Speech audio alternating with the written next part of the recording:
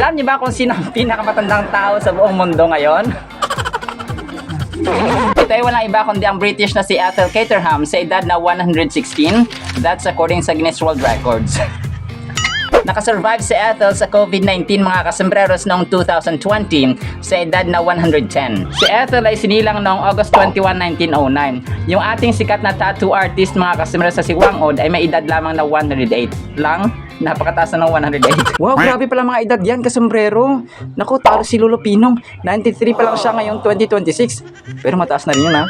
Pagkain ng ating kaluluwa, John or Juan chapter 1 verse 12, subalit ang lahat ng tumanggap at sumampalataya sa Kanya or kay Lord Jesus Christ ay binigyan niya ng karapatang maging mga anak ng Diyos. Ito po ay dalawang hakbang upang makapasok tayo sa heaven mga kasembres. Mga steps ito na dapat nating gawin. Una, tanggapin natin tumanggap, sabi dito, tanggapin natin si Lord Jesus Christ sa ating buhay at sumampalataya tayo sa Kanya. Mamuhay tayo ng may pananampalataya sa kay Lord Jesus Christ, pananampalatayang may kalakip na gawa. That's John or Juan chapter 1 verse 12. Ibigin natin ang Diyos ng buong puso, lakas, kaluluwa at isipan at ang ating kapwa-tao gaya ng ating sarili. Yan ang kaalaman at katotohanan ng dapat na alam.